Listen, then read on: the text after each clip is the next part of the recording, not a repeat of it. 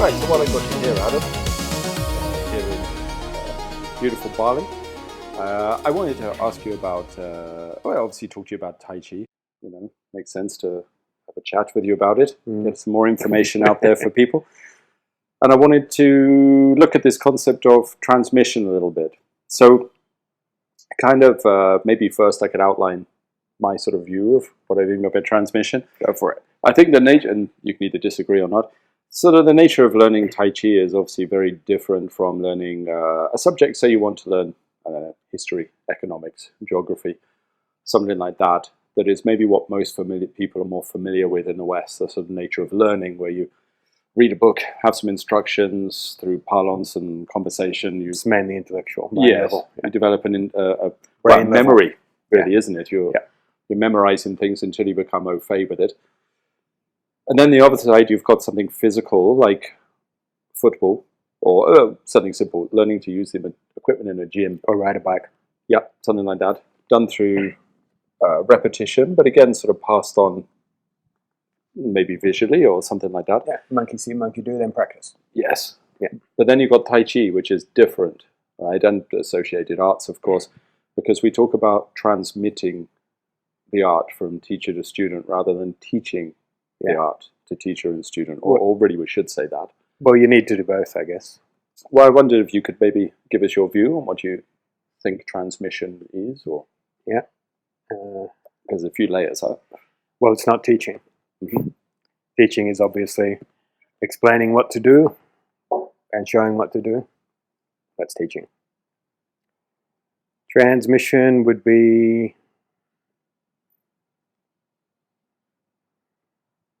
filling the space or the person with the chi, with the information in it, at one level, and at another level it would be touch, pushing hands, letting them feel it, doing it to them enough times until their nervous system can start to replicate what you're doing. Sure. And then also, obviously, the intellectual part. So how do you, what would you assign because obviously teaching, what you would call standard teaching, is still a part of learning something like Tai Chi. Has to be there as well. Especially, I mean, these days because people are also learning online or well, that's teaching. Teaching. Yeah, that's not transmitting. So how would you separate the required level, maybe, should we say, for a student, if there is any, between sort of learning or stages of your practice, maybe? Do you mean when would they receive teaching and when would they receive transmission? Yeah, if there's any difference in sort of requirements, do people have to be at a certain level, or do you think they have to serve their time learning, or nothing like that at all? I would call it serving their time learning and having the correct character and having maybe enough potential to receive. Not everyone can receive transmission equally, definitely not. There's definitely differences, isn't there? Yeah. So I guess there's a receptivity, there's an openness, there's a ability to read the chi. You need some chi. Yeah. So then the difference between, you've got if I take the two that you talked about there, we throw learning out the way for a minute. I think people are familiar with that. The two you talked about is the nervous system at touch quality, through facial, things like that. Like feeding the jin. Yes. Yeah. And then the other side, we're filling the space with chi. Maybe we should break those two down, because I think people maybe have an idea of those, but actually, they're both quite intricate, aren't they? Quite specific. Maybe you could explore a little bit what we mean with the nervous system quality of touch first, because I presume that's a lower strata of complexity to you than the other one. Yeah. At least with teaching. To do it. Yeah, and less taxing. Yeah. Well, from familiarity, you get the right touch. I just think it's as simple as that. From getting thrown around, from your teacher doing hua and na and fa on you over and over. If you're empty-minded and open and your body's got some chi and can read and can communicate, you just start to replicate it at a nervous system level. I mean, even when people spend time together, they will pick up habits from each other. Yeah. Movements and stuff like that. Yes. Yeah. Which is a nervous system transmission of kinds, I guess, at a basic level. Yeah, maybe what people like my friend Cindy and biologists are calling somatic empathy to a certain extent. Yeah, I guess so. Like a lining up of nervous systems with each other, yeah? Harmonizing. Definitely. Yeah, I think that's real and can be sped up and increased by repetitive, potent touch from the teacher. Yeah. So why? I have my own theories, but why? Why is there a difference? Sorry, it's difficult for me to even formulate these questions because it's to make them as specific as is needed. Because I think this is a topic that probably needs a little bit more clarity around it in general. Because I think often when you see theory, either written or spoken about on videos, it's often focused on the art itself, but maybe not about how the art is transmitted. It's not discussed quite so often, is it? Well, usually it's only taught. Well, yeah, that's true. It's not that commonly transmitted. So what is the difference? Why? What is the state that somebody's nervous system has to be in, or why can they not? Because if you touch somebody in push hands or anything you're doing in Tai Chi and there's a transmission from your body to theirs, maybe through Jin or something like this, then obviously the nervous system that can't receive it is still being taught in a way because it just locks, doesn't it? There's like they have to freezing of the system, right? They have to be open, and the nervous system needs to be communicative and alive and adaptive. So if you're closed, it doesn't change. Right. It just hits the wall of closeness. But if it's open and it receives information, let's say, and it adapts around the information, it recognizes the pattern. So would you say the freezing sort of phenomena that happens in Tai Chi is because the body is not open enough to receive from the issuer? You mean like when you freeze them, gnaw them, and like that? Yeah, or even if I think right back to, like, make it personal, right, to when I first started, and the first time I ever touched hands with someone who could actually do it. The first thing I realized was my entire body just tensed and I was like just stuck on the spot, really. Felt like an I mean, that's what happens, yeah. No, I don't think that, no. Okay, what do you think of that? For example, I have students that are definitely open, but they still freeze. Okay, yeah. I think if there's more chi than they can handle, they freeze. All right. So I guess that is openness. They're just not open enough for that amount. Yeah, sure. But I think open enough to receive transmission doesn't mean you can't be frozen, for example. So with this teacher, you think have to modulate if you wanted. So you could say if you wanted to teach, you wanted to pass it on. Do you modulate the level of power that goes in so that it's more useful? Because obviously if they freeze, maybe the transmission is not passed on. It's hard to help somebody's nervous system to transform if they're locked. Do you know what I mean? Yes. Well, maybe that would transmit freezing. It would show you how blocked you are. Yes. I mean, I hadn't thought of it like that. But I definitely modulate the output. Yes. A lot. Yeah. Way down. Okay. Yeah. I mean, to be frozen is... or stuck or caught or even to be uprooted or something is useful to a point, but after a while, once you've been bounced or locked a few times, you need something a bit more subtle, don't you? Passed on inside the body if your body is ever going to emulate it. And to do it slow. Otherwise you end up the Uki syndrome or something. Yeah, that's right. Yeah. I think the speed of it's got quite a bit to do with it. Okay. Like if the Chi and Jin go out really fast, they can't adapt in time. Right. But if you let it come out slow, yes, they can, change with it or their subconscious, their nervous system and their chi can read what's going on. Yeah, it definitely feels like the most useful classes sometimes the one where you're doing very slow motion push hands. It's like less impressive on video. Yeah. That sort of fast crack that you get through the body is switched for something a bit more sort of slow and creeping through the system. But it's maybe, certainly for myself, maybe I can't think fast enough to understand what's happening when it shoots through my body. Well, if I'm teaching and transmitting, I definitely do it super slow. Right. And then maybe at the end, if I'm training with a buddy or something, I'll let it out a little bit for a bit of fun for a couple minutes. Mm-hmm. But no, I don't expect them to get anything out of that except maybe injured. Yeah. No, definitely it's the slow creep, like more the seeping out kind of speed. Yeah. Yes. So the adapting of the nervous system is a funny thing, isn't it? Because it goes back to that, like, even when you have a total beginner, or when you've been it yourself and then someone tells you to relax, or you tell the student to relax, for example, and they say they are, but they're obviously locked or something. And then relaxation is only the start. Obviously, opening means something else, and Yeah. release means something else, and song means something else. But even at that first initial stage, when everyone's up like this, like the level of feedback you have to your own body, sort of personal, physical awareness. Well, zero quite if you're low. uptight. Totally, Zero. which is most guess so, people. yeah.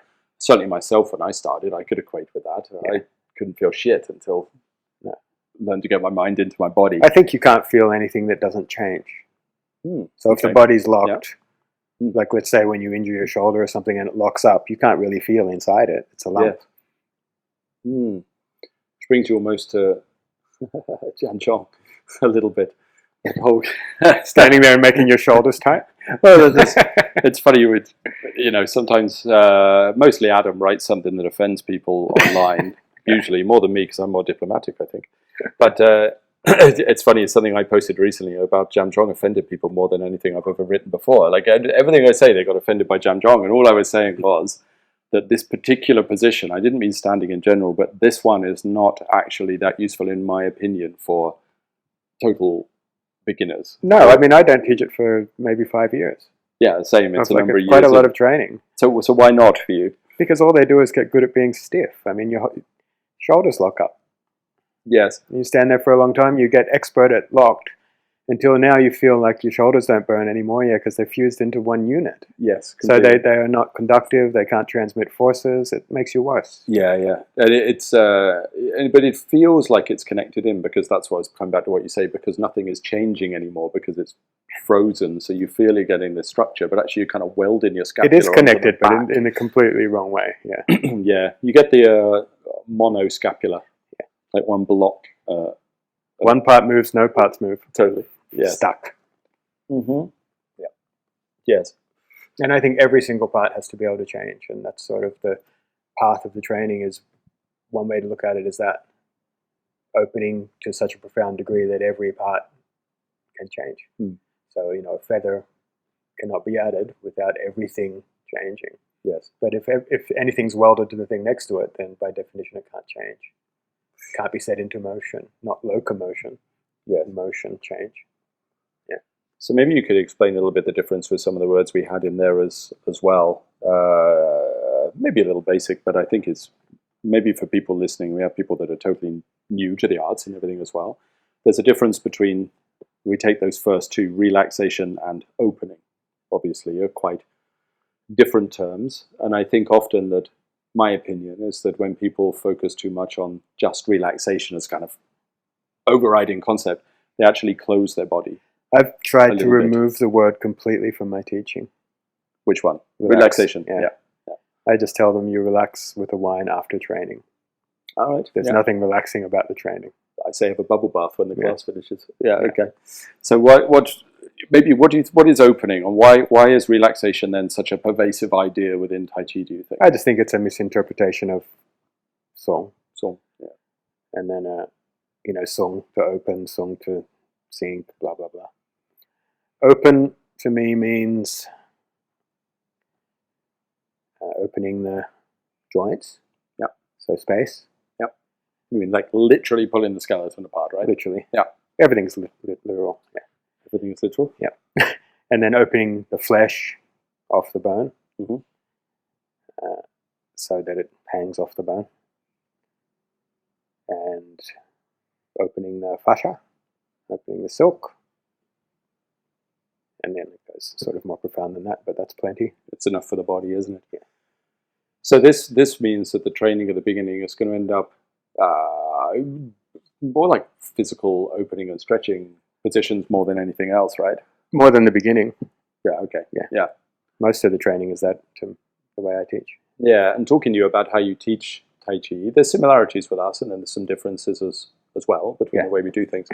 But you're very, your percentage of how much you do the form, for example, is maybe a lot less than a lot of Tai Chi teachers, I think. Like what were your percentages with like opening or standing or? You mean in like a session, a training session? Yeah, course or a class or something like that. Well, because I teach a lot of workshops, we hardly ever do form. Right. In those, they're almost all opening.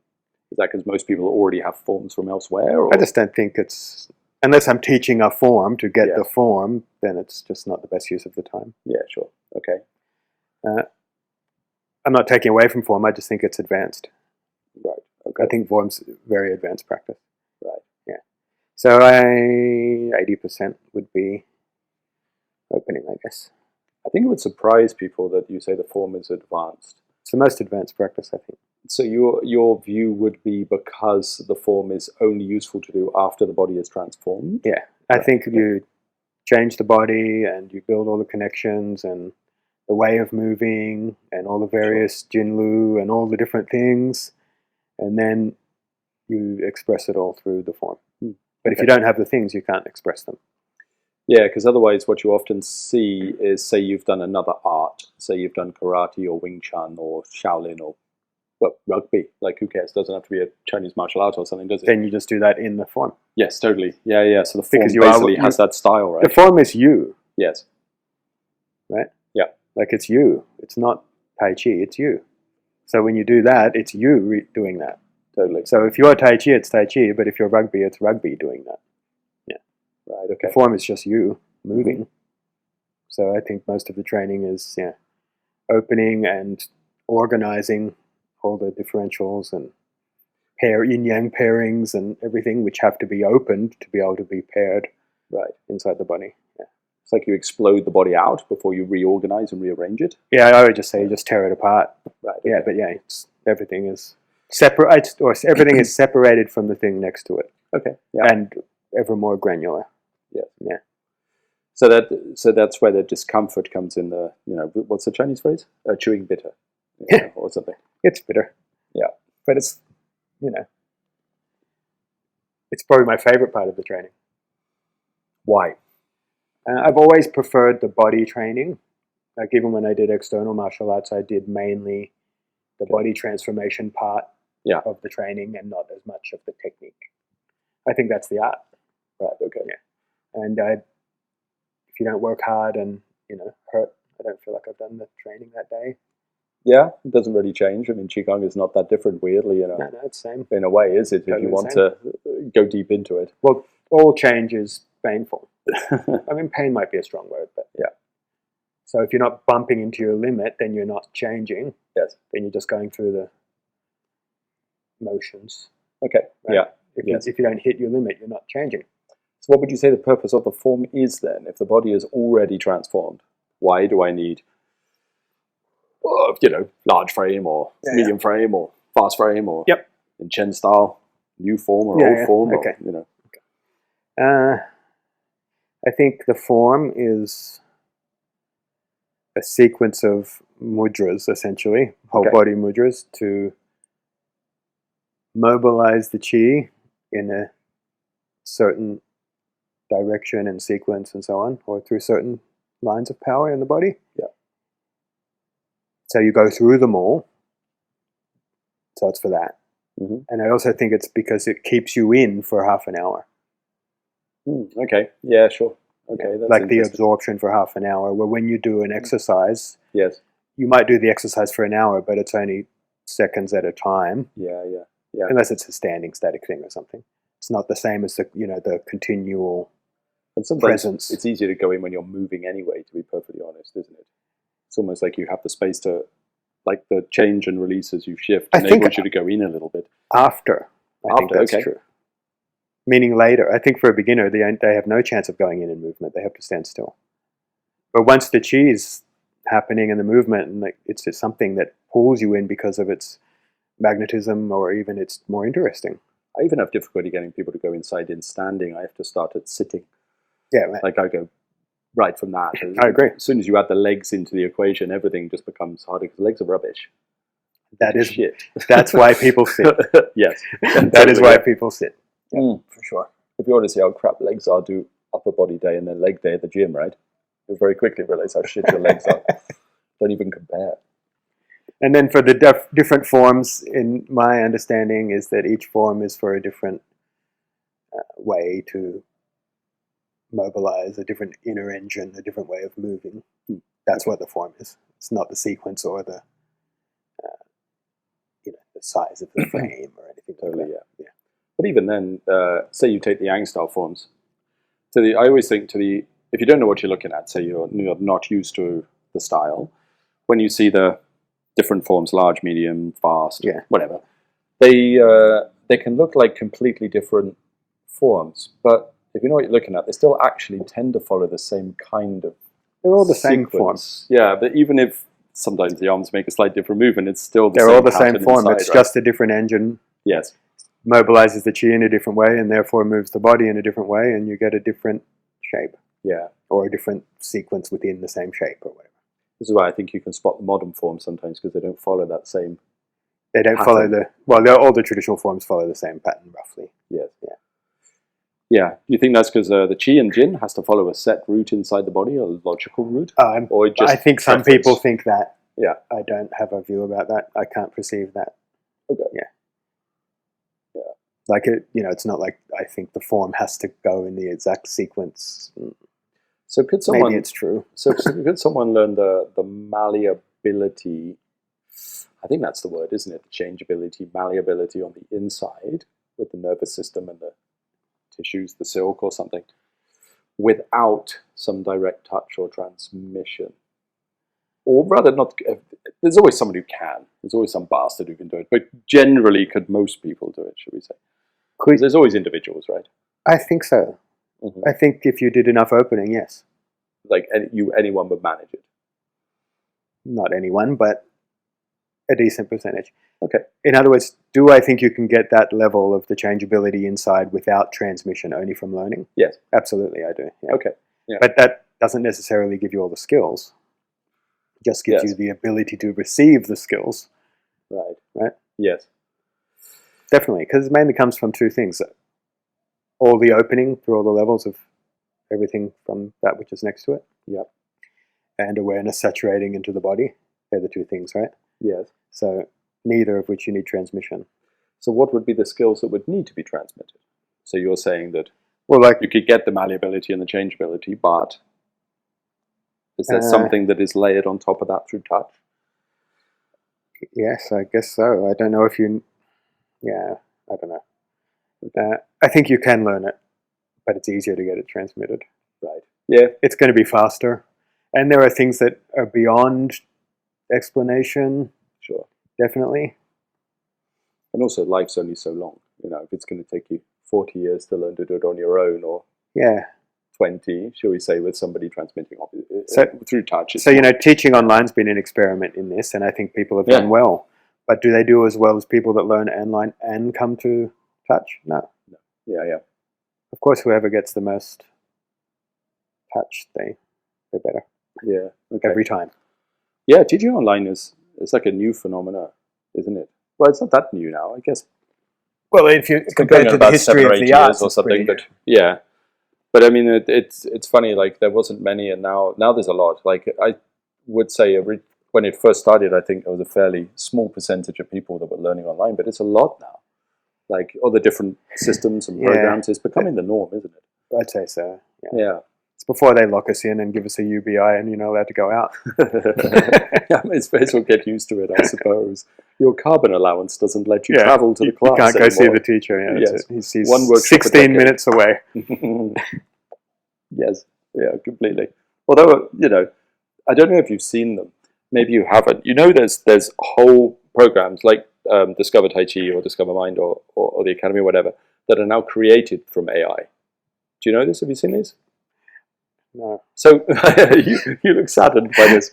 Yes. So the site is created by AI. Sure. Right? The videos are created by AI. That's a problem. It is an AI Chinese man doing it. And it's created. So people, I don't know how they do it. You type in make me a 10-week program with videos. I guess it's something like that. Yeah. But they're advertised all the time. And they say that openly that it's AI? Well... Or you can just tell because it's obvious.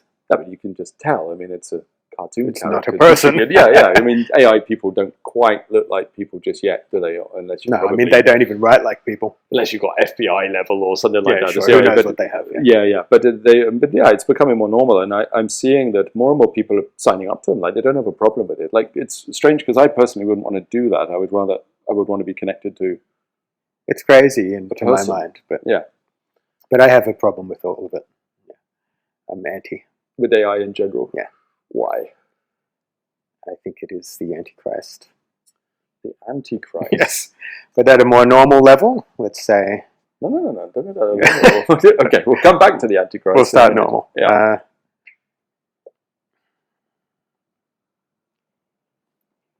Use it or lose it is real. Yeah. So, the young guys that I know and gals that can't read a map because of Google Maps. Right? Okay, well, it's most of the people. Or can't do writing cursive. Probably can't write at all now, basically. Yeah, I'm ashamed to say I've even noticed when I've had to write, the pen's not as comfortable to it's hold more stiff. anymore from it's more stiff. Yeah. People can't do mathematics properly. They use a calculator. So all AI is essentially outsourced thinking. Yep. Right? And even outsourced creativity. So if you don't use your thinking and your creativity, you will lose it. And it will be replaced by the hive mind of the machine. There is a phenomena that you've seen as well. I know because we've chatted about it, where obviously on something like Instagram, you can scroll, and because of the people I'm connected to, I can see lots of martial arts teachers and meditation teachers and qigong people that yogis. It's all those kind of people I see. I scroll down. And it used to be interesting online because you would see what people's thoughts were. Like, I'm pro the internet for that. It's been amazing to see what this dude in Africa thinks and this guy in France thinks about these art. And they all sounded different, but that is changing now. They're all starting to sound very similar. What could that be? Even the writing style sounds like a... It's not just a writing style. You mean factually as well? No, I just mean that's one of their catchphrases. But...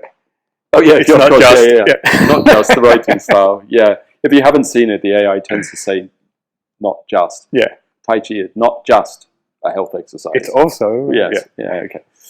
Yes, I think that's very sad, actually. Yeah, and at a personal, not personal for me, but at a human level, I think it's it's the opposite of sincerity or integrity, which I think are the primary causes for the path. So I think it's evil, basically. But even on a more basic level, one thing that AI doesn't like to do is give facts or definite.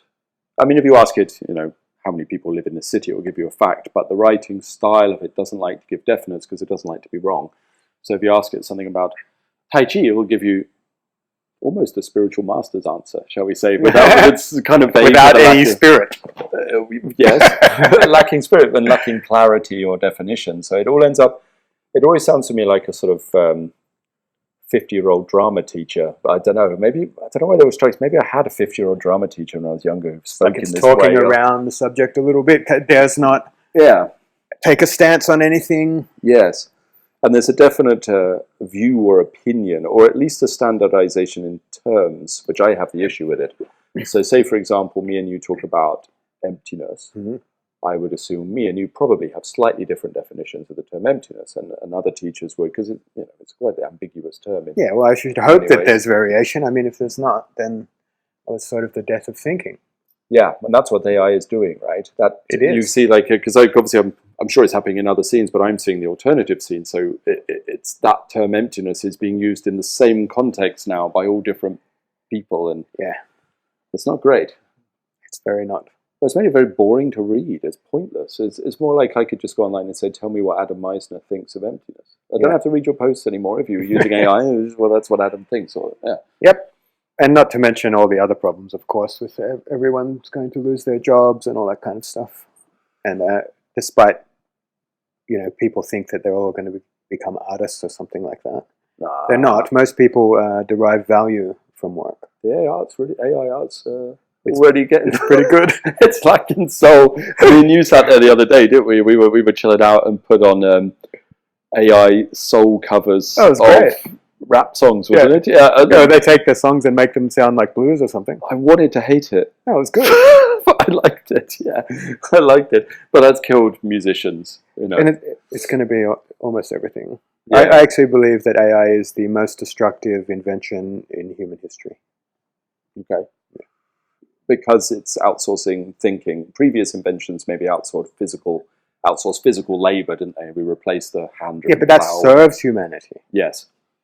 It takes away from humanity. Once you sort of outsource intellectual thinking and creativity, there's nowhere else to go. It's taking away what makes humans what they are, as opposed to making it something easier for humans to do. And I have a slightly more romantic view of the human species, maybe, than yourselves, dare I say. And I think it's even worse that the spiritual scene and then outsourcing spirit. Like the next stage again, it's like you've outsourced the body through machines, you outsource the mind through AI, then maybe the spiritual stuff should stay away from AI a little bit.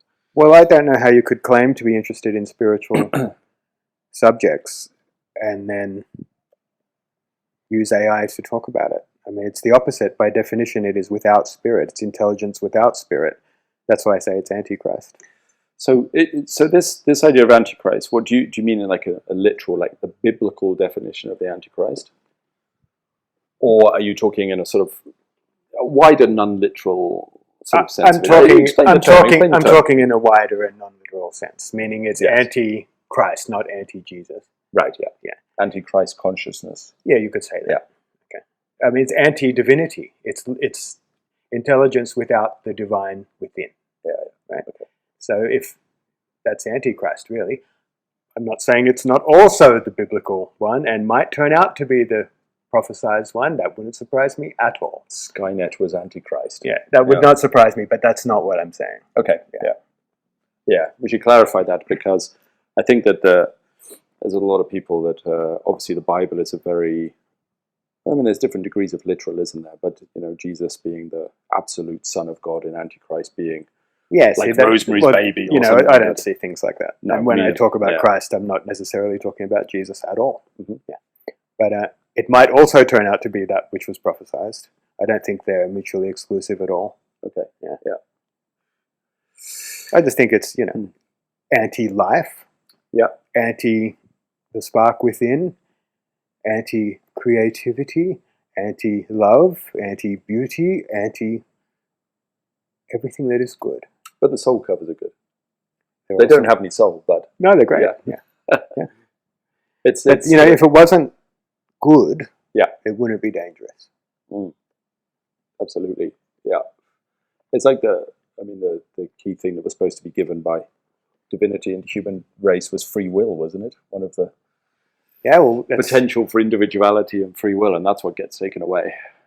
Well, definitely it's already taking away individuality already. Yeah.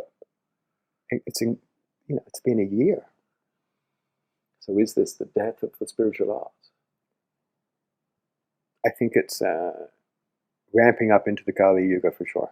Right, okay. Yeah. Like into the end of the Kali Yuga. The peak of the Kali Yuga, if you like. Yeah. The end meaning the strength of it, not the peak. Trough. Yeah. Well, whatever. The strongest part, the worst part. Right, I think it's going to get quite a lot worse, but I think it's a primary cause for that. Yeah. It's funny, these AI programs are it's like an old Chinese guy, but he's ripped. I see an ad all the time for teaching Tai Chi, that the really jacked guy. That's the one. You should do 7 minutes of Tai Chi in the morning. I do 2 minutes and I'm awesome. That's because we've hit the age where we're targeted by those ads. So it's like, are you a man over 50? Yeah, it's that kind of stuff. Yeah, I've seen that. Okay, is that what they are? Yeah, those. I thought they were just AI ads for an actual. No, the program. Human teaching. The program is AI as well. Yeah. Wow. What do you think of that? How does that make you feel? Sad. Yeah. Yeah, for other people. Yeah, I feel sad for people. Okay. That they would be in a state where you're so disconnected from your own inner life that you will go to something that's lifeless. Yeah. It's emptiness, not good emptiness. Yeah. Nihilistic emptiness. Yeah. It's sad, I think. He's a character that obviously a lot of people find quite controversial. I don't particularly, but Jordan Peterson. I remember when he started talking. One thing that really struck me out of everything, lots of his stuff I wasn't really interested in, but his concept of if you control the way people speak, you control the way they think. Well, the ability to speak freely is think freely. It's obviously true. I mean, most thinking is words. Yes, and you've lived in different places in the world, as have I, and different cultures or races or whatever, they think radically different because of the language. Like it forms your thinking patterns. It forms the neurological connections. It forms the brain. That becomes part of the problem with AI for me, is if you're constantly using it to write your words, you're retraining the way you speak, right? Because eventually you're going to start speaking like the things you're Like writing. a soulless robot. Yeah, like the 50-year-old drama teacher. So then you end up, you write the thing and then changes the way you speak, and then that changes the way you think. And then you don't even need the chips in your brain or something. You've already kind of reprogrammed your. You've already merged. Yeah, to become AI. You've merged through just the brain's ability to adapt to match AI, right? Yes. Well, we were talking about the nervous system adapting in Tai Chi, like this somatic whatever you called it. I mean, they're doing that. Yes. At a thought level, which is also part of the nervous system. It seems like a funny topic for two people in Qigong or Tai Chi to speak about, but obviously it's the most important topic of our time and possibly of recorded history, I think. Yeah, I see a scary amount of interviews that I stick on for entertainment. I'm having my breakfast, but it used to be entertaining here. People talk about technology, but now it's all just doom and gloom. All these people who work for AI going, the world is over, you're all going to die, AI is going to run everything, you've got no job, but it's okay, you have a universal basic income. No. Blah, blah, blah, 26 grams of meat, any carbon's done. Yeah, I mean, tricknology is a problem. Better learn Tai Chi quick so you've got something to do when everyone's better learn it quickly, yeah. Well, then the option to learn it's going to disappear. I don't think people realize how bad it is, and the people that are keen on it are the ones that will suffer from it the most. Yeah, I've been quite terrified by it. Not by AI, actually. I've been quite terrified by how quickly, I mean, I use it to make stupid pictures. I stick your head on a fucking actor or something. AI wouldn't matter if the people didn't do what they did, but they do. Well, that's what scared me, the speed that it was embraced. Yeah. The speed that it was embraced, was fast. Yeah. Well, most people don't, I don't want to use the word believe, but let's say believe in any inner life at all. So what have they got to lose? I can't disagree with that. So what have they got to lose? So if you don't believe that there is divinity, let's say, then there can't be an intelligence that lacks divinity. It's just a better intelligence. Yeah, okay. Yeah, so they're already lost, right? So, that's why they jump on board, because there's nothing to lose. So then, surely my overly naive view, surely the scene, the group of people, the community, I suppose that is the word that shouldn't really embrace it openly, should be the people that are seeking inner life. So therefore, you mean in the spiritual world and the Qigong world and the meditators. I wish that was true, yeah. Because I assume, like, everybody in that scene is interested in the inner life, I presume. Maybe not the people into fighting or something like that, but I mean, why would you pursue Tai Chi, at least on the level of the woo-woo version of Tai Chi, shall we say, that classification, if you're not interested in the inner life? I agree. I don't know why. Because it doesn't lead to any particular great skill that's particularly useful, is it? You're not going around fudging people left, right, the exploration is it. Yes. Yeah. It's the exploration of the inner life. Yeah. That's what it is. It's not so you can beat people up or fudge in people or whatever. Yeah, which strikes me. It's like that's what it's really, I think for years and years and years when I was a teenager and stuff like this and in my 20s, I didn't really understand why I did push hands. Like, I had no idea. Like, I was doing it because I was, I'd come from a fighting background, and I recognized that the most practical thing is to strike or whatever. But you got fascinated by this practice of push hands, and I didn't really understand why, and it took a long time to realize. Well, the same reason you do Qigong. Yes, completely. It was, as we're saying, the transmission of something that is very quick to transform the inside and kind of lead you in a way. Well, yeah. More than in a way, absolutely. I think that's what it's for, yeah. So, let's leave the doom and gloom. 5 minutes, we'll come back to it with black cubes, right? So before we go down that route, my black cube's around somewhere to put on. Let's go back to this concept of transmission, because there is, in the Chinese, something like Chen Chuang or something as a transmission. I'll probably pronounce that wrong or whatever. But then there's Xin-based, Xin Chuan, like mind.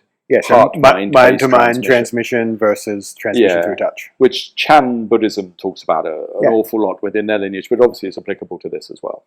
Yeah, or any energy, well, any meditation teacher or real energy worker, like that's skill. I mean, that's their job. Yes, yes. I don't mean their job to get paid. I mean their function. No, I understand. Yeah, so this is something that's always been a bugbear. I, for years, have been interested in meditation, as I know you have been, and it was something that was always there in the background of everything I did, right, from when I was young. But I didn't teach it for years and years and years and years and years. Well, you can't teach meditation, for starters. Exactly, because one time people asked me to do a meditation class, and then I sat on the stage in front of people and shut my eyes and realized, what the fuck what? You can only transmit.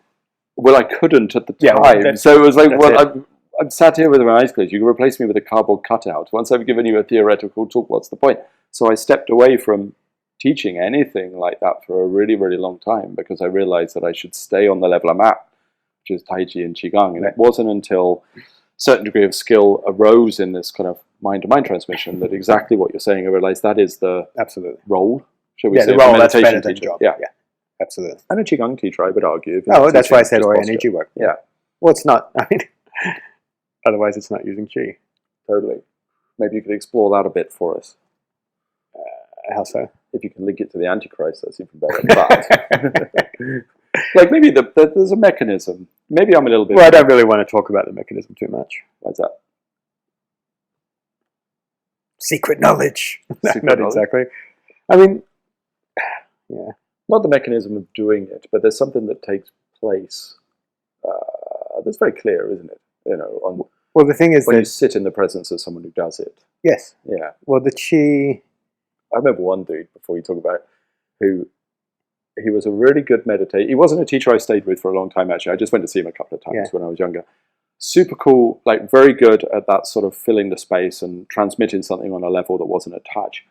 But he was such an arse that I just felt like rage in every single session, and I thought I was really bad. He was transmitting his arseness. Yes, and then when I spoke to other students, none of them ever cross-reference. Everybody was just in every single class. Yeah, that's amazing. I realised it wasn't the healthiest place for me to stay. No, I quite liked him, but yeah.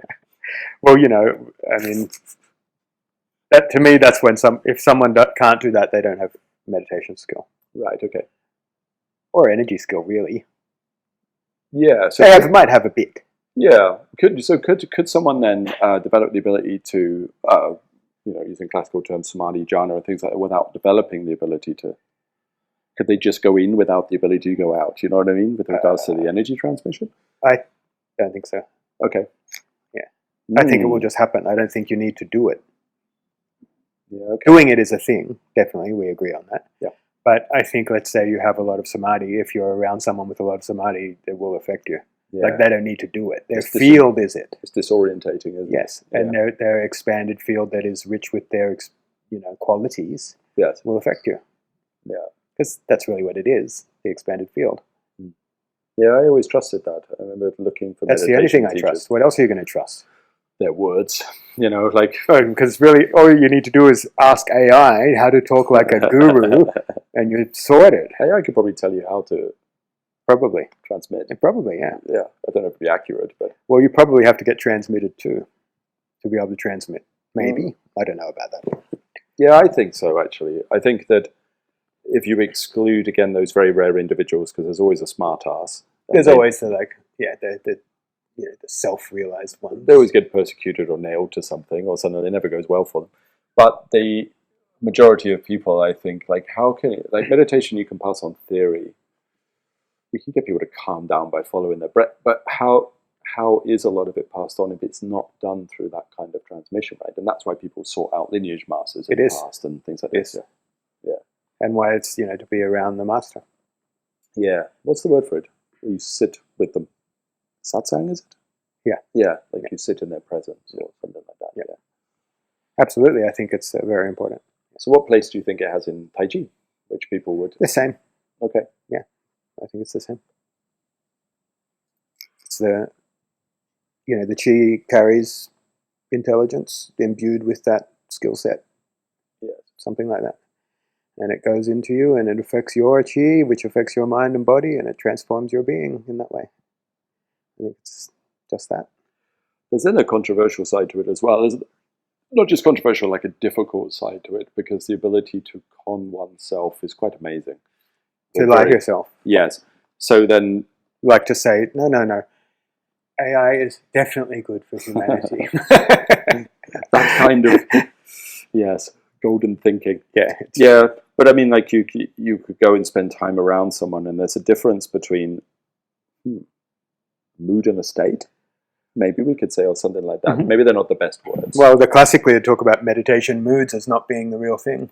And I think it's easy to accidentally mistake a mood for a state. Yes. If you don't have the clarity, maybe, or something like that. Yep. Experiences. Having experience helps. Yes, okay. Like everyone's going to make those mistakes, I think. Yeah, I certainly did. Yeah, the angry master. Well, to be fair, the angry master, that didn't feel like a meditative state particularly. Just felt angry. Yes, well, I guess he was meditative. At least enough to... He had energy. Yeah, at least at the chi level, yeah. Yeah, hate produces a lot of energy. Yes. I don't want to name him. Like, he's still alive, but I almost advocate going to see him if you want to understand. I don't think you should.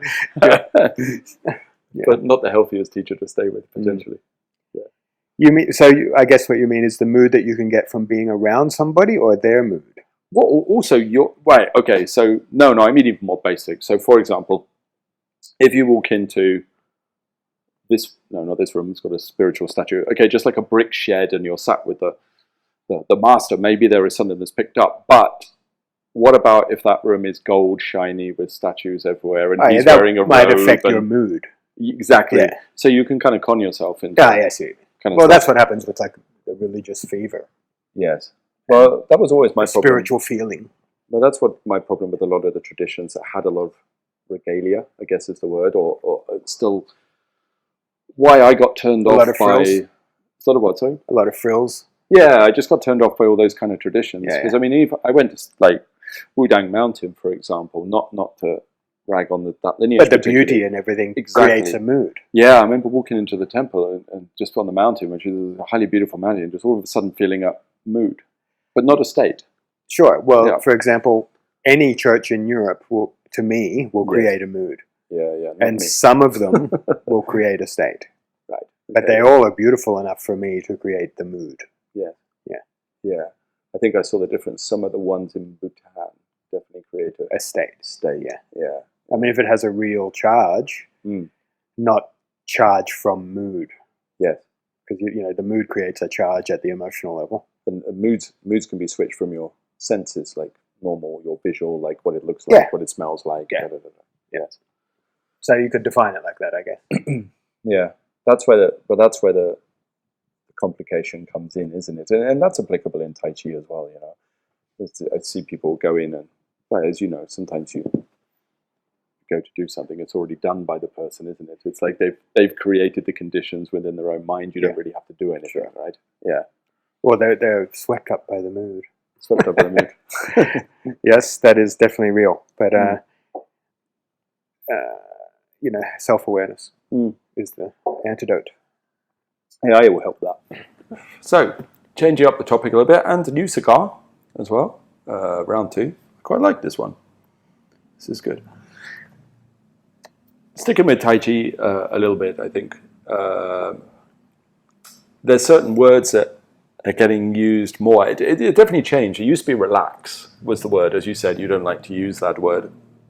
I don't use it because everybody bloody relaxes, and then they stop putting effort in. Right. But words are changing, aren't they? And like you see trends changing, which is social media has done that because everybody can communicate. The internet exposure. Yes, completely. And I've definitely seen a lot of your terms become more sort of standard use. Because of the internet. And so one of the words, not from you specifically, but one word has become more common is release. Now people are saying instead of relax. And I assume they're applying that term release to song. I think it's the best we have. So what's being released? Well, that's the question. Why release as opposed to relaxation? Because they're not the same, right? Yeah, I don't think I can answer that. Exactly how it's framed. Yeah. Oh, well, reframe it. I don't mind. Well, Speak on that topic, sir. okay, so I think the purpose of song, Yes. the purpose of release is to mobilize the chi. Yeah. So it's not about relaxing or becoming more relaxed, it's about moving the chi. Right. Letting it go forth. So where you release it so it runs around, basically. Okay. So you would think that's a... Sorry, go ahead. Well, so you're releasing, letting it move instead of holding it still. Specifically the chi. The chi or the jin. Okay. The chi and thus the jin. Okay. Yeah, I think that's what release is. Can you define the difference between those terms, chi and jin? Sorry for pulling these out of Yep. you, but I'm a stickler. You know what I'm like? Chi is life, Okay. the substance of Yep. life, which no one can deny exists. Life. Yeah. There's probably someone who'll try, but... AI. Yeah. And jin is the power that is generated via the mobilization of chi through the tissues of the body. So when the tissues change, Yep. stretch and unstretch and coil and string up and become hard, and that is jin. Yes. So the jin, in this context, obviously jin in other arts can mean different things, right? I'm talking about Tai Chi. Tai Jin. I Chi, don't know about other things. Yeah. So in the case of something like Tai Chi, when the chi, it's like fair to say that the life force that's being released is given a vehicle to come in the manifest world, maybe, or into the physical world. Yeah, or That it's would be the affecting the physical jin. realm of your body, Yeah. and that creates jin. Right. Yeah. Or of the body of another, and that creates jin. Right. Okay. Yeah. So the change yes. of yin-yang differentials through the body, namely the silk, Yep. perpetuates and transmits force. And by silk, you mean the membranes, shall Yep. we say, or the maybe fascia? But Yeah. everyone has a different definition of fascia. Yeah, I mean it's the membranes. The squishy, stretchy stuff that all lines up and Yep. okay, yeah, that's the silk that's being pulled in yang style. Or, Exactly. Right. Yeah. So when I talk about silk, I'm talking about the membranes, and pulling silk is pulling the membranes. And how do you pull the membranes? Well, by mobilizing the chi. Yes. Yeah. So not done through an external shape, especially. Well, No, you no, can, but that's not nei-jin. Totally It's right. still jin. It's just not nei-jin. Yeah. And it feels like if you do, maybe you disagree with this, but it feels like, say you want to pull the silk with a physical shape. Yep. It's almost like you get the end of it, but the extremity of it, but it sort of gets lost on the inside. So the chi needs to sort of push it from inside. It's like the physical posture almost feels like it pulls it. You can't get the evenness. Yes, Yeah. and the chi pushes it from the inside, right? Well, that's what it feels like to me. Well, I anyway. think that some styles that create jin but not nei-jin Yeah, pull the silk externally. like some of the southern styles and I think kung that fu and things like that. I think the southern styles use the tendons, Right. Okay. not the silk. Yeah. Like each one, I would say. Each one pulls the silk Really? externally. Good each one pulls the silk externally. Oh, I see, but not the tendons. You're saying it pulls the silk Yeah. externally, right? Okay. Yeah, I thought you were saying each one only uses the Tendon? tendons. No. Yeah. There'd be like a haka style or something would use the tendons. Yeah. So unlike you, I'm not a fan of each one. Okay. Like as a system. Yeah, not a system. But it's because I've not that I think it didn't have anything original. I've just never actually met anyone who's any good at each one. And having been around China a lot and tried to meet people who are good at each one, but I don't think that's the system. I just maybe my bad luck. That's with who I fine. met. Now just put a different word there instead of each one. Tennis. Well, another style that you've been around, you probably haven't met very many good people at them either. People just aren't very good. Yeah, it's true. I just think each one is definitely going to be unpopular. A system that's almost dead because it's too simple, so too hard to grab. Do you know what I mean? Like it's like Aikido is a bit like that for me. I think if you look at Yoshiba, some of the footage of Yoshiba, I mean, the man's got something going on. Can't argue with that. Undoubtedly. The man was a dude. And yet often what happened is the generations after that, you very rarely see something. Well, I think what happens is they didn't get it through the profound simplicity, but after realization, people tend to simplify down into the pithy essence of things. Yes. But that's not how they got it. The path wasn't simple. The result was, pure, simple, essential, pithy. Yes. I think that's what happens. But and then they try to teach what they realize, not how they got to the realization. I think that's a failure. Yeah, and sometimes the pithy essence is difficult. I sometimes think that the human mind is so complicated and there's so many variables in the body. Sometimes you need a bigger system than the pithy essence to change all the variables. Well, that's exactly what I mean. People, right? Yeah. Well, I mean, if I could say all I do is release the chi and let the chi mobilize. How do you do Tai Chi? That's how. Right. That's it. Yeah.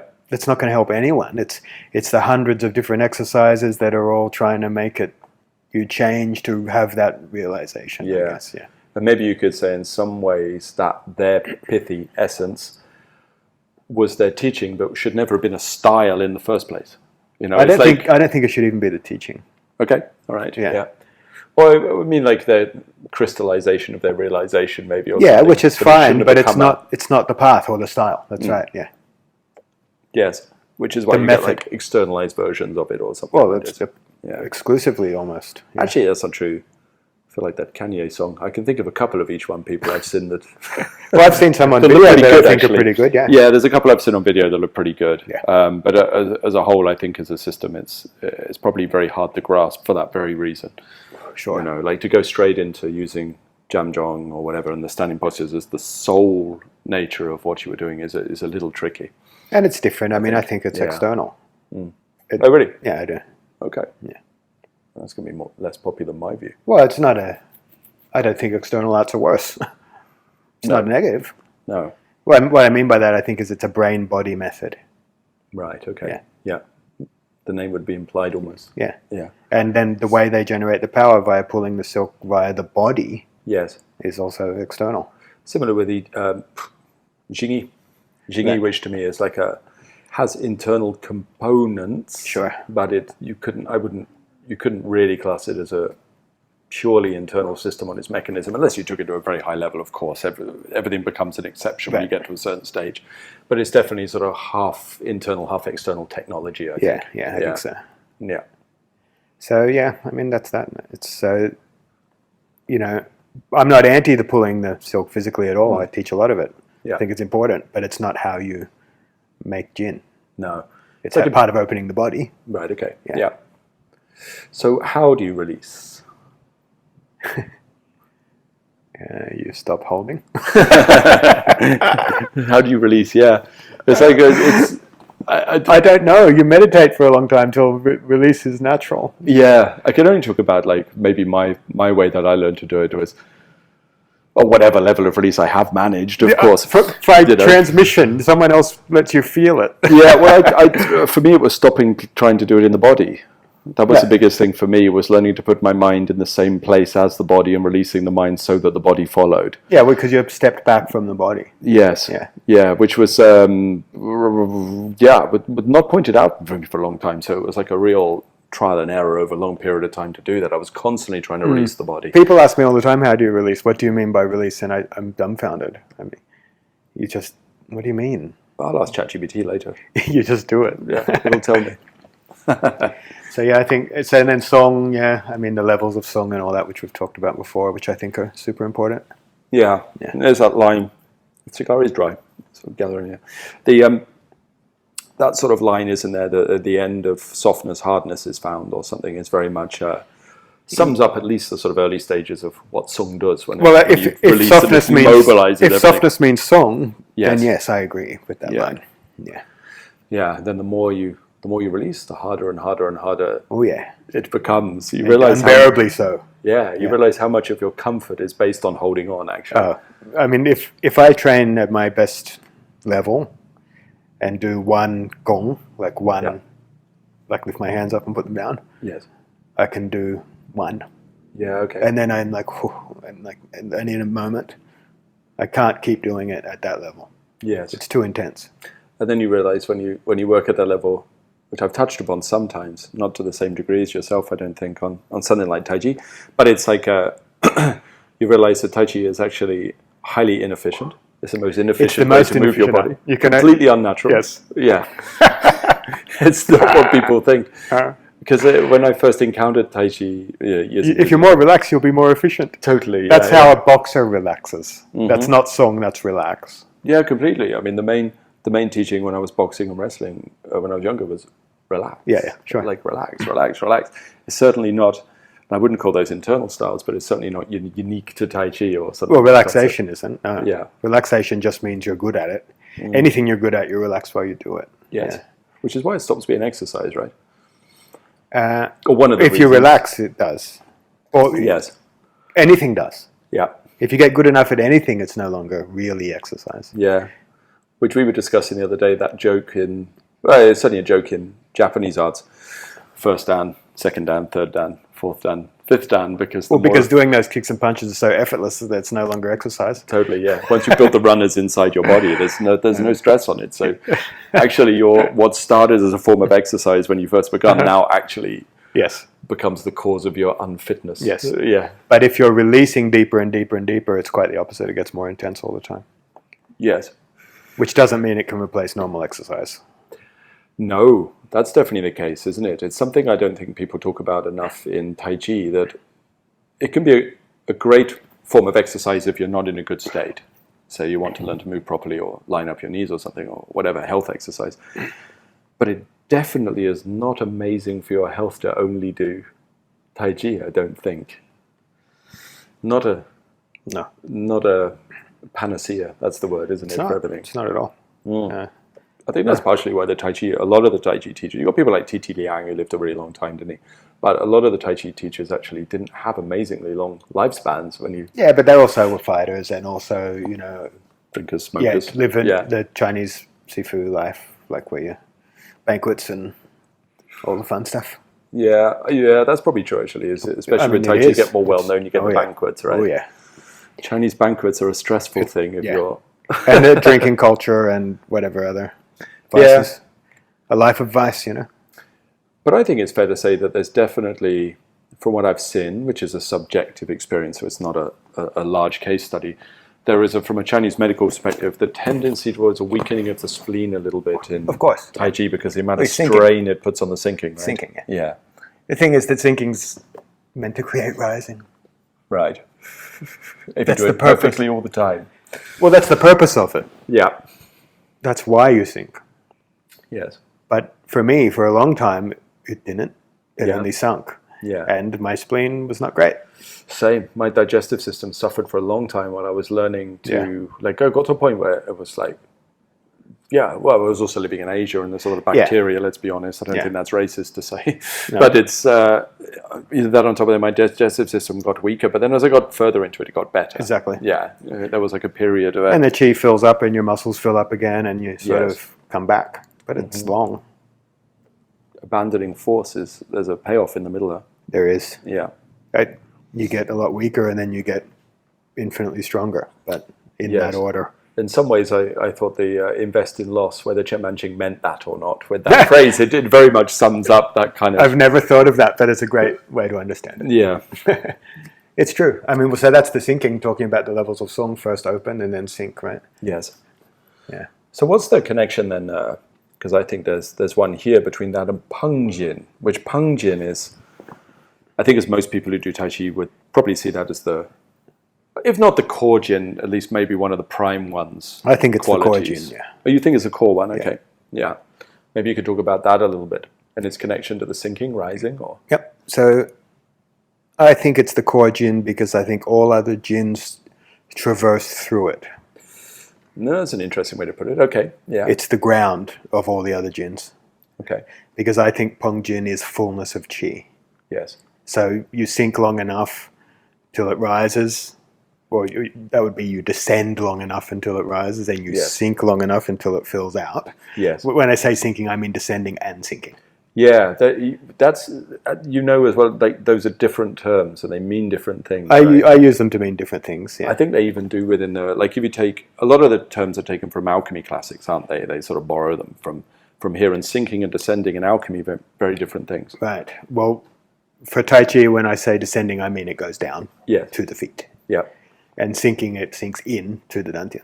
Yes. Or to center. Okay. And the result of mature descending is rising. Yep. And the result of mature sinking is filling out. Right, okay. Yeah. So does sinking have to? No, descending have to happen before sinking? That's how I teach it. I don't think it has to happen like that, but you probably wouldn't ever get the descending if you did it in the other order. Yeah, the Huang system is very much It's all focused sinking. on that. Yeah, isn't I it? teach Yeah. it that way, and in my experience, people that sink that don't spend a lot of time descending don't get as good skills because their feet aren't good enough. Yes. Yeah, they float. Yeah. Okay. Or maybe they don't float, but their center of power is too high. It's Yeah, not in the okay. feet. It doesn't begin in the feet. Talking of high centers of power, but yeah, chi gathering there. It's like especially the Huang system, Huang Xinxians. It's definitely like you use it as a trainer form. I think it's fair to say in your system. Well, it's the isn't it? first system. Yes. Well, I mean, it's a system. It's the first form. The first thing I teach is sinking. Yeah. Descending. Descending. Yeah. Descending. And Jin from the feet to the hands, right? It's not Pong.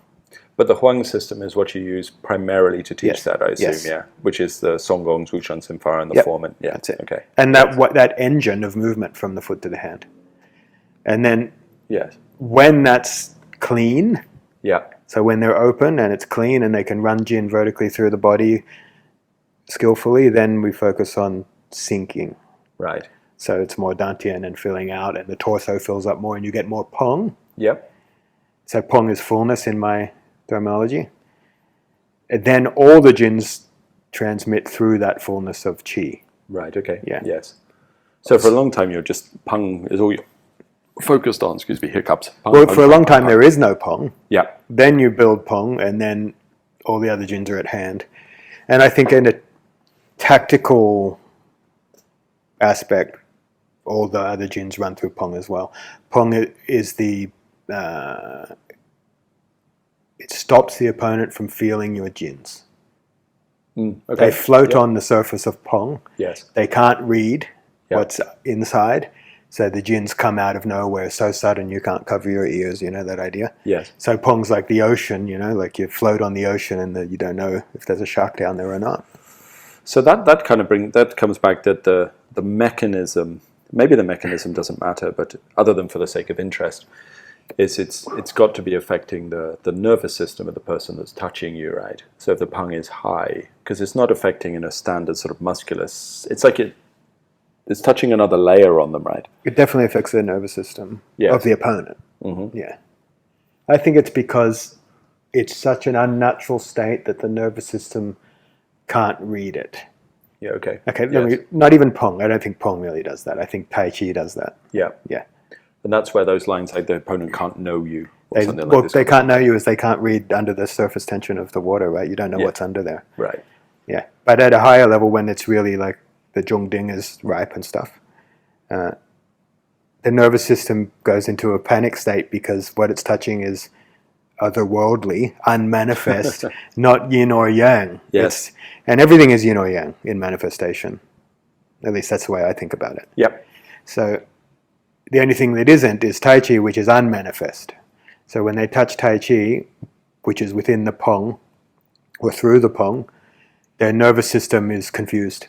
Right. Okay. It's not in, it's not out, it's not up, it's not down. It's all of the opposing things simultaneously in harmony, and they just get frozen in space. Yeah. Okay. And it's directionless, every direction. That's how I think it works. So you're going to hate me for asking this because I know you don't like to define it, but or it's not that you don't like to define. It's difficult to define, maybe. But obviously, Zhongding, I would be remiss if I didn't ask you your opinion of what Zhongding is, because most people would say center line, right? Yeah, I definitely think it's or not. vertical center line. No, I think it's absolutely not that at all. Okay. It's got nothing to do with a physical line or even a line in space. Right. I think Zhongding is the equilibrating balance Right. between yin and yang in all its aspects. So there are many Zhongdings, Yes. and your Zhongding, like wherever you're at, is what it is. And then as you get more yin yang things which are opened, separated, and balanced and harmonized together, the balance between those two opposing balance forces, Yes. which is a metaphysical space, not a physical space, Yeah. is that Zhongding.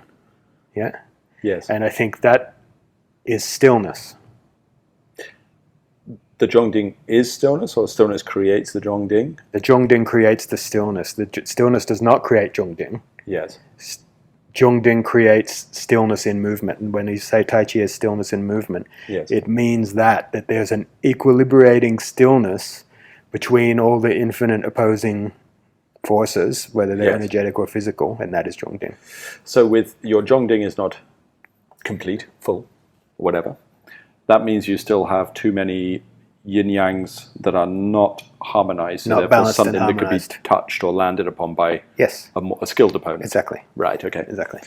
So would you equate that stillness with the same meditation kind of stillness, or is Zhongding something that arises from meditation, do you think? Solely? No, No, I don't. okay. I think you get equanimity, not Zhongding. So not even the stillness is the same. The stillness is... So the use of the term is not the same, I would say. I would say the stillness is the same, but what creates it is not the same, and therefore the function or the usability is not the same. Sure, okay. Yeah, you're not going to touch a meditator and fly off. And the meditative It's also rude to touch a meditator. meditative stillness can be maintained in movement despite movement. Okay, yes. Yeah. The stillness of Tai Chi is because of the movement. Right. Yeah. Okay. So that's what I think it is. Yeah, and it's a little bit more of a basic fundamental level, but if you start moving and the stillness is not sustained, then what happens is your mind tends to localize within the body on where there is not harmony within your own body. It's kind of how I see it. So as soon as I start to move, then there is an unevenness of the attention through the body, right? And that's where the stillness is lost, yeah? That would lose it, yes. Yeah. So my experience of it is that it makes, like the changes of yin-yang, Yes. pull my attention, deep attention, not brain attention, Yeah. into Zhongding. Okay. Yes. So what is... See, I think Zhongding is the fruit of the path of Tai Chi. So you won't like answering this question, or even the question is a strange one, for what I'm grilling you. So then what is your personal experience? And I know both of those are annoying words with regards to something like this. They're flawed. I hardly ever talk about my life or anything, but okay. But the personal experience of doing the form with Zhongding. Ah, okay. Like, what do I feel? Is that what that means? Yeah. I feel stillness and bliss and radiance. Right, okay. Yeah. So, and unity.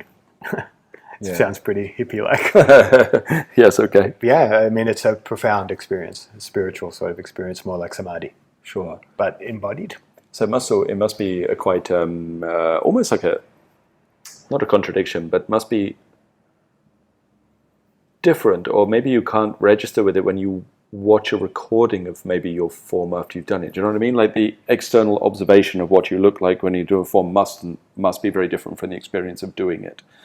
I just don't think it's even related. Yeah. I mean, the experience of doing it is all like Shen and Qi, really. But I don't think most people would equate it with that, because most people could feel what their body looks like on the outside to a certain extent. I don't know. I don't know what my body looks like at all Yeah, okay. when I do it. No.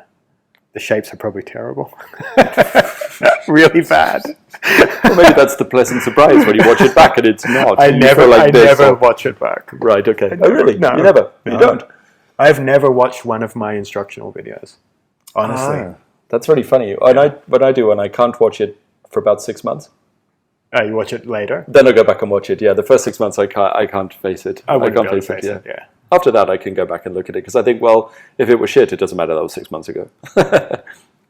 I think if I did, I'd never release anything. Are you too much of a perfectionist, or? I think it would just, sort of dig at me a little bit or something. And I just don't self-reference that much in that way. I just sort of do it. That's what it is, whatever. Like, Yeah, okay. Other people watch it.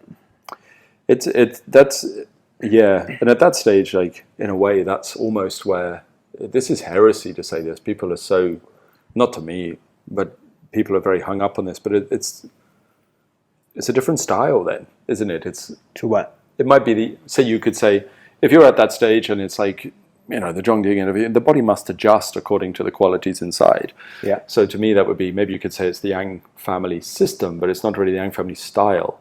I always anymore. I don't know what the Yang family style is. Yang Jun's, Yeah. whatever. I tell my students, I just teach my art, take it or leave it. Like, Yeah. I don't know what someone else does, even that's alive now. How would I know what the Yang family did? Well, that's why it's heresy, because a lot of people would say that it should be, Yeah, but I should be able to overlay the photo. Yeah, but they're just making that up. They don't know what they did either. That's true. You can't. Not pre-video footage, no. Even if there was video footage, you don't know what they're experiencing inside or what it is. Yeah, you just know a yeah. shape. And if the Yes. art's just a shape, any idiot could learn it in 5 minutes. Which is often the view. I mean, it's a funny old thing that Taiji is definitely one of the more complex arts. And there's probably others on the same level with it. But, well, not many actually. I don't think so. It's no. tough. Yeah, it's tough. Yeah, but it's funny that it's marketed as the most accessible and the easiest. Well, it is to do it Of really the poorly, arts. I guess, in a way. But Yeah, because Yeah. it's slow. I mean, that's the main reason, I isn't it? guess 'Cause so. it's done slow. And the so shapes are not that hard. You can translate the movement into your body. The thing is, the reason why it's slow is because it's hard. Hmm. Not the other way around. So I think Tai Chi means Tai Chi, Okay, yeah, the state of Tai Chi. I think that's what it means. yes. And so the art is trying to get to that state. And when you're in that state, you're doing Tai Chi, and until then, you're just practicing to get towards Tai Chi, much like when you start trying to practice meditation, you're just doing, mental cultivation or whatever. Yeah, completely, yeah. You're not Yeah. meditating until you enter samadhi. You're And there's not. no actual exercise to do that. Exactly, right? you Yeah. can't. And I think for Tai Chi, I also say I can't teach you Tai Chi. I'll just teach you a million facets that will get you there. Yes, And yeah, I can't show you what Tai Chi is. right. I don't Okay, think you yeah. can. Yeah. Sounds like transmission's needed Yes. on lots of those levels. Yeah, Yeah. okay. So yeah, I mean, that's, I don't know. I don't know if that's helpful at all for anybody, but that's what I think it is. What Zhongding is Tai Chi. Yeah, sure. Zhongding is the balance and harmony of yin and yang unmanifest. And that curing's not at that stage as well. Like the jins almost become a little bit irrelevant. Like you see they list them 28 jins, 32 jins, or something like that. But it's Jin is just how somebody else interacts with your Tai Chi. totally. That's it. But the key jin that always is popular, the popular jin at the moment, the one that's in trend, of course, is Hua, isn't it? Everybody. Is it? I don't know. Yeah, it used to be Peng, Lu Jian, Sai Lu. Everyone's bought those ones. Well, Hua is much harder. So now it's Hua. Okay. So you would link Hua to the experience of touching somebody in Zhongding, perhaps? Real Hua, yeah, for sure. Absolutely. So what is it? So I guess the definition of Hua that most people would use is that it transforms the other person's power when they touch you, I suppose. Would be the Yep. common definition of it. Would you agree with that? Yeah. I didn't sound very sure. There was a, yeah, sort of. Yeah. Well, that's the outcome, Right, okay. not the thing. Yeah. Yeah. I think Hua is the connected, separating interaction of balance and harmony of yin and yang Right, okay. Yeah. Yeah. within an unmanifest emptiness. Thanks! It's totally clear.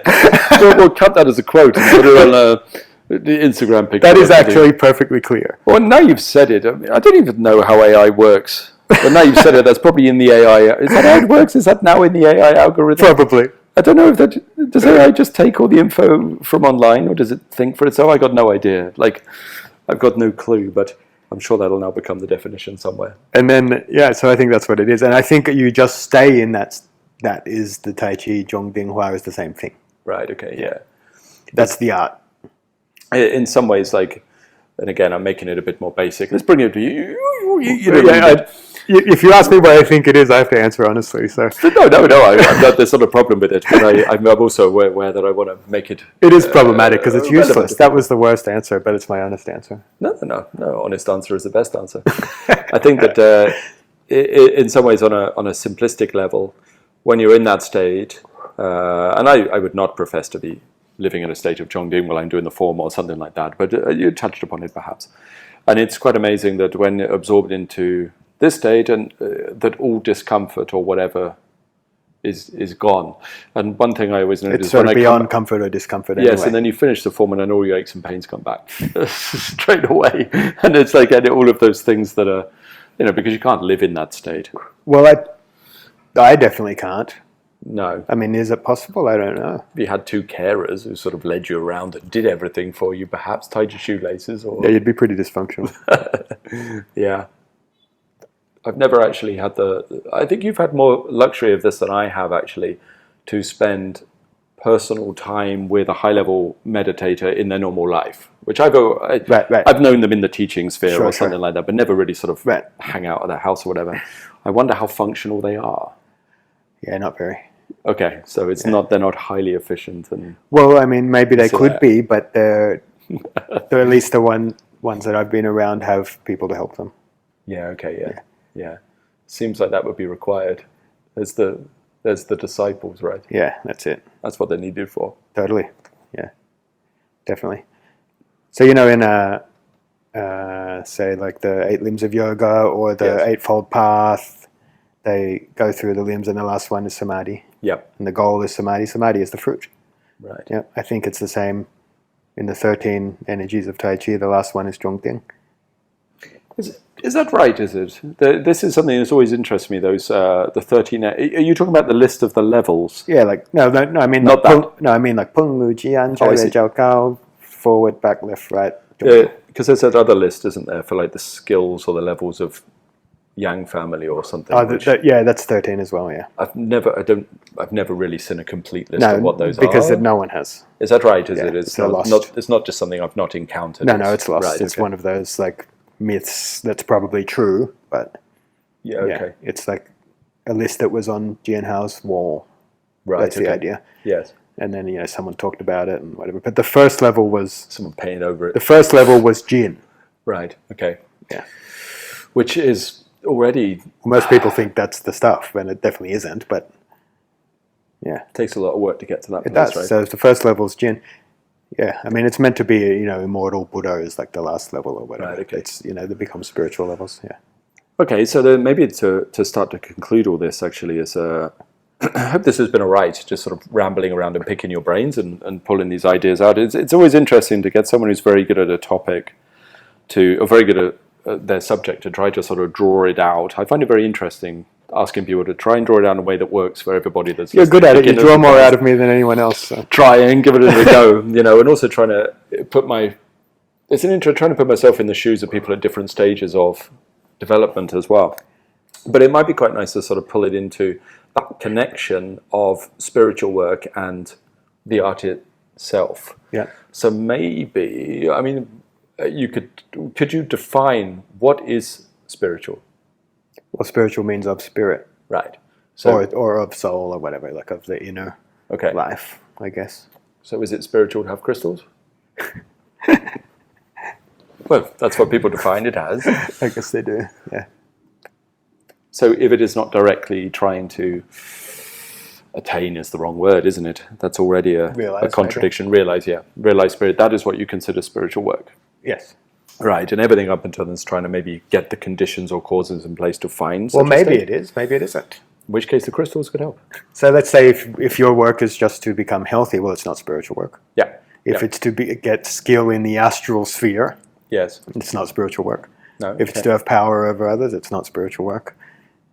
Spiritual work is just to realize, the divinity within. Let's say.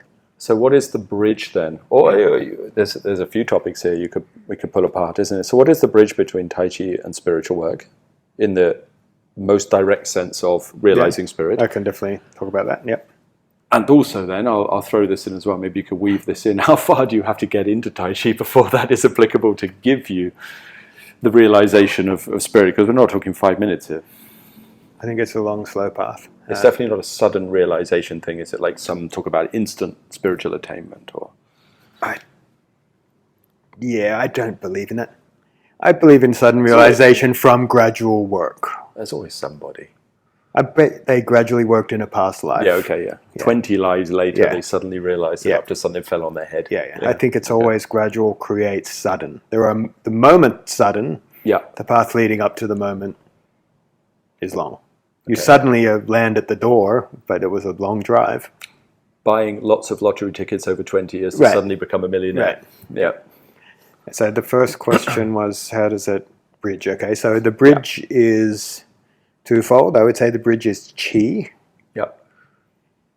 literally a bridge in from the material mind and body sphere inwards towards the spiritual sphere.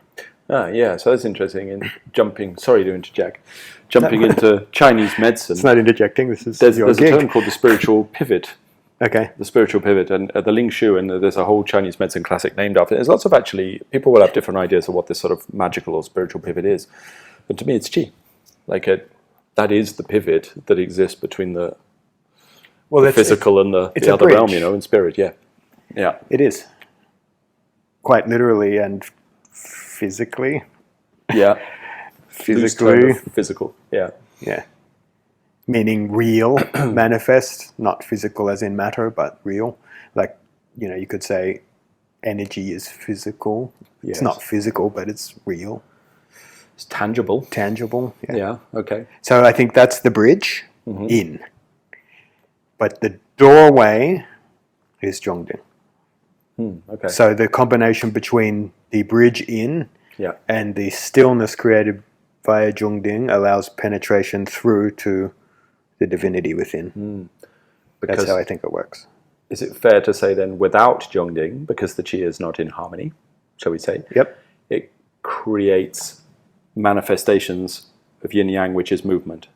Yes. Yeah. Okay. And it's just power or energy or whatever you want to call it. Yeah. But it can't penetrate. It can only go through the past, penetrate through stillness. Okay, sure. Right? Yes. The mysterious pass or whatever. So that's the Zhongding. But to get to that pass, and even through the pass, is through chi. Sounds like you need a lot of chi. Yes. Yes. How big is chi? How big is the container? That's the question. One little particle of chi. How big are we talking? It's a while, isn't it? It takes a long time, and I sometimes think about it quantitatively, but I think it's equally qualitative, and it's both. Yeah. But definitely within as you know, the Neigong traditions, they talk about it in a very quantitative way often, don't they? Like, I was quite surprised how quantitative they spoke about it years ago when I started to go into Neigong. I was surprised, actually. Like, the volume they talk about it is very specific, whereas previously, outside of Neigong traditions, it had been talked about as something that was just there, that you had to find. This is something that I think differentiates my Tai Chi from almost everybody else's. Okay, yeah. I'm sure not yours. Most Tai Chi people are learning qualitative aspects of their natural Chi. Yeah, right? Their innate Chi. Yeah. But my system is not that. It's building.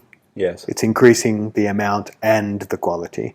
And I think if you don't increase the amount, you can't get the said goal. Yeah. Yeah. Yeah, I would agree with that completely. I mean, But that's cultivation versus martial, isn't it? Yeah. I mean, it's even implied. I mean, the amount of times within Chinese classic they talk about everything being a container. The implication being a container needs to contain something. It needs to be the body filled. The body is the container. Yes, the clay pot, the space in the house. Yeah, I mean it's whatever. Yeah. So correcting the container is the first years of work. And is this your Tai Chi creature? I think you call it. The creature is the container. Yeah. Yeah, absolutely. Okay. So the container has to be open and so that you can put something in it and balanced. Yeah, so it doesn't leak. Yes. And all that. So the leakages you would equate with the lack of harmonization, I suppose, in some ways. I guess there's also, in some ways, there's actually literal leakages, isn't there? No, I think it's literal, yeah. You think it's literal? Yeah. Okay. I think it's in usage, it's literal. Yep. Like the power, not the Jin. The power, the energy, leaks out where you have, what do they call it in the classics? Hollows and protrusions. Yeah, and I also think it's leaks, like a leak in a boat. Right. Yeah, both. So you're trying to fill it up, but it's leaking. Yes. And you've got to try to take out the leaks as much as you can. Yeah. And hopefully be filling up quicker than it's leaking. Yes. And then the stillness increases that, and it's sort of a cycle or something like that. Yeah, and the reality of it is that even the most, I mean, talented is a weird word, isn't it? How far does talent ever go? But the most talented or capable practitioner is still, it's going to take a long time to fill. Like, it's not Totally. a fast process. Totally. No, Gong Fu time and effort is it's real. an absolute. You can be. I mean, a lot of people say, "Oh, talent's not important. Only hard work's important." I don't buy that even one iota. Okay, you think talent is important? Super. Okay, yeah. I don't mean people that aren't talented that hard work won't get fruit. They will. It will still improve their life. They'll still get so much fruit. Yes. But if everyone trained basketball hard, Yep. they're not all going to be Michael Jordan. No. It's the talent times by And the height. or whatever. That innate. Yeah, totally. Yeah. The talent combined with the work Yeah, creates the greatness. So, to be the next Yang Wuchan or whatever, Totally. you would need talent and the work. Yeah. Okay. But getting the amount of Qi is purely work. I don't think it has much to do with talent. Right. Okay. Yeah. What do you think makes a difference in talent? Could you define some of that, perhaps? Because it's not the same kind of talent as a physical art. No, is no. it? It's I think talent something else. is something like intelligence, not intellect. Yeah. Like a deep intelligence of your body, maybe of the Qi. Right. Okay. Something like that. Yeah. Okay. Ability to realize law. Okay. Yeah. Causative laws. Yeah, like Universal laws. real Yeah. law, universal law. Yes. Not the ones gradually encroaching on us. No. None of those ones. And, sort of the profound attention would be talent. Okay. Yeah. Like people's attention is not equal. Some people No. can't pay attention. And it frustrates the hell out of me. It's such a difficult thing. How do you explain or teach or whatever? Like, Attention. be attentive. Well, if they know, can't, it's- they should do something else. Really? You think so? Well, they can't succeed if you can't be attentive. Yeah. Okay. Yeah. Yeah. What should they do? Exercise and go in the sun and, Sure. Yeah. have a fulfilling life and like do push-ups and eat good food and Yeah. Yeah. have sex and have kids. Right. Yeah, I think that Fair they enough. should have a normal, like, good life. Go to church or something. Yeah. Tai Chi, any of these arts, Tai Chi, Qigong, Neigong, whatever, like, takes a lot of time. And it is, if it's not moving in that direction and you can't find some kind of personal benefit, I guess, along that route, it is a strange endeavor. I just isn't don't it? It's think, like, just because it was good for me or because I like it, yes. doesn't mean it's good for everyone or that it's better than something that somebody else likes. Yeah, sure. Like, they should just do what they makes them fulfilled. And it won't be very fulfilling if you don't have attention because it won't work. You can't build any Qi. It's true. Attention is the key. It's true. Teaching Qigong, and like most people can get a certain degree of the Qi building up inside the body, but there are some that just, it Can't doesn't get matter any. what you do. You can't get anything. Can't even get it started. They can't get the process going because of that. Again, they can't go inside, is what I always say, but no attentiveness. No. Well, I talk about it's like the health see- of the body Yeah, married with attention. yeah, sure. That marriage creates the child, which is Qi.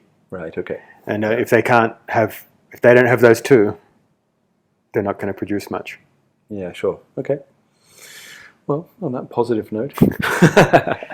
But trying to get both of those will improve your life. I mean, Yeah, it's all totally. good. I don't mean to be negative about it, but No, and there's definitely benefits to be had along the way in other formats as well with regards to your joint health and it's all good. interest and stuff like this as I well. always think it's Yeah. funny when I see those videos of like the guy with no legs on the skateboard and stuff like that, and everyone's praising them and everything. Yes. And yeah, sure, they're amazing, but to me, they're not very wise. Like, pursue something intellectual, my friend, or something with your upper body. Yeah, sure. Like, why would you do the thing that's just not suitable? Yeah, okay. It seems like a poor decision making to me.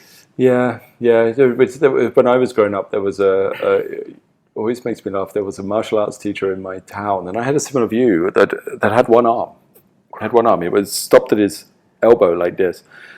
Now, the best thing, aside from anything to do with like sparring or blocking or anything like this, he taught the bow staff. That's what the bow staff. And people always think I'm lying when I say this, but he was a bow staff specialist. He must have been very strong in one arm. Yes, yeah, I shouldn't mock it really, but it did seem like a strange decision to me. Personally, if I At least felt a like I one-handed was, weapon, you know. yeah, I mean, if I felt like I was just failing, I would just do something else. Yeah, sure, yeah, Yeah, yeah. because it's not like one thing is better than everything else. It's just not true. No, and even if you're interested in spiritual stuff, there's multiple ways. Exactly. It's not Exactly, and outside of the spiritual, which Yeah. for most people it is. Yes. Yeah, like there are so many things in life that can be fulfilling. I mean, it doesn't matter. Just because I like this one, it's the best one. I just don't think that's true at all. Okay. Well, I think that's true. Thank you for sharing your thoughts. Thank you. And I'm going to go away and find videos of people with no legs skateboarding because I didn't know such a thing existed. It's because I used to skate, so sometimes I look at skateboarding and I Right, get some okay. weird stuff. Yeah. Oh, I'm going to go check it out. Right. Well, thank you very much. It's been great having you here. Another couple of weeks of practice. The flew by. This was fast. Very quick 3 weeks. Very quick. Was it 3 weeks? Yeah. My God, it did go fast then. It's crazy. I enjoy this. You know, like a couple of times a year, really, isn't it? That we sort of meet up and practice together. I enjoy it a lot. It's a rare thing. Yeah, and the company is fantastic, but also even the benefit of just practicing with someone who's very, very capable around is a boon. It's great. I get so much out of it. Bounce off each other while you're doing it. Yeah, it's more than the two parts. You know that thing. Yes, It really is. It's more. And then we ruined.